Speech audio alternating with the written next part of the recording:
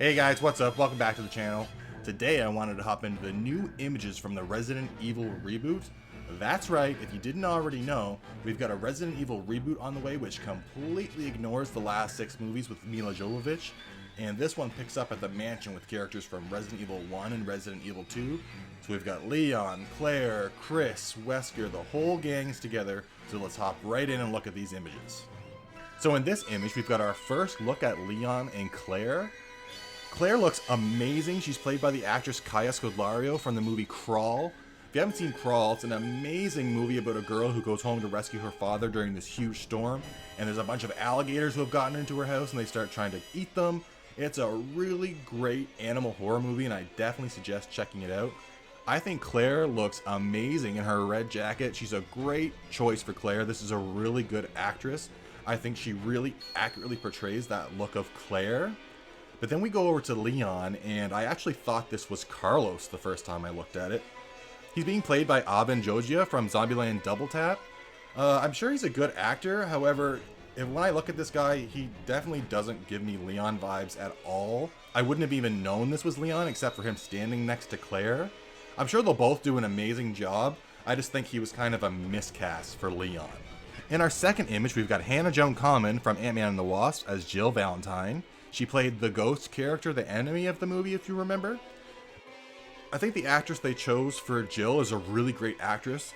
However, I kind of have a similar issue with her as I do with Leon. I don't look at her and think Jill Valentine, but I'm sure she'll do a great job in the role nonetheless. Then we've got Robbie Amell playing Chris Redfield. He's actually the cousin of Stephen Amell, who played Green Arrow on Arrow. I think he'll probably do a good job as Chris, however, he's not like the best actor in the world, so that leaves me a little bit worried. Then on the left, we've got Tom Hopper from the Umbrella Academy as Albert Wesker. I think he's going to do a good job, however, he kind of has the same issue as Robbie Amell.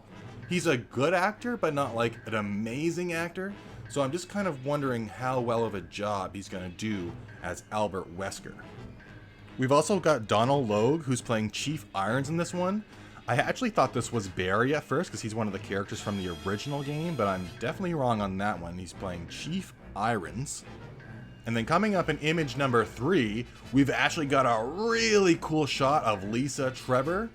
She is from the Resident Evil remake. She's a character that follows you around certain levels and she can't be killed until later on in the game. You end up in a 2-way firefight with her and Barry. Barry ends up helping you, but he gets knocked off and falls down below, and you have to find out a way to kill her before she gets to you. I'm very curious to see how she's going to do in this movie. I'm wondering if she's going to be someone that just follows them throughout the movie, and then they have like their final face-off with her before the Tyrant comes out. I'm very curious to see what Lisa Trevor's role in this movie is going to be. I think she looks incredible. You've got an awesome mask here. You got the hair like coming right out of her eye socket. You got the things that hold her hands together. Awesome job with Lisa Trevor here, I've definitely got to say. If we hop over to the Bloody Disgusting article, we've actually got a little more information. They did an interview with the director Johannes Roberts, and he's got a little more to say about the movie. They wanted to see the iconic characters and locations and feel that the movie was more in line with the game world, so that's really why we chose to go in that direction. We worked hand in hand with Capcom on this movie to the point that we actually got blueprints from them on the designs of the Spencer Mansion and the Raccoon Police Station in order to recreate them as perfectly as we could. We even have the exact artwork up on the mansion walls. Capcom saw it for the first time the other day and was so happy and excited. And then we also get a full synopsis for the movie. Returning to the terrifying roots of the massively popular franchise, fan and filmmaker Johannes Roberts brings the games of the billion-dollar franchise and the most successful video game adaptation in history to life for a whole new generation of fans.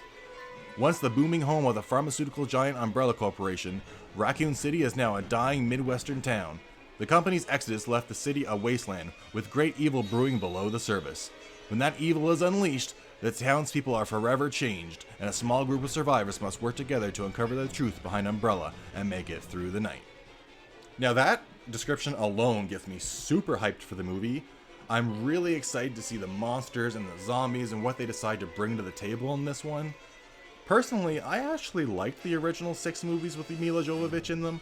Of course, they could get a little silly at times, and I like that this one seems to be taking more of a serious approach, especially with this look of Lisa Trevor here. So all in all, these screen captures got me really excited to see this movie, like way more excited than I was before. Claire looks absolutely amazing. I don't think they could make her look much better than she does. And she is only topped by the look of Lisa Trevor. Like, holy crap, is she ever creepy looking. It's like they grabbed her right out of the game and plopped her into this movie. Like, such a good job with the makeup and the design of Lisa Trevor. The movie is coming out November 24th, so it's literally just around the corner. I can't wait to go see it in theaters. I actually thought this was going to be a Netflix movie for some reason. I'm not sure where I got that miscommunicated from, but I'm super pumped that it's going to be in theaters because that gives us an even bigger shot at getting sequels, and that's definitely what I want out of this franchise.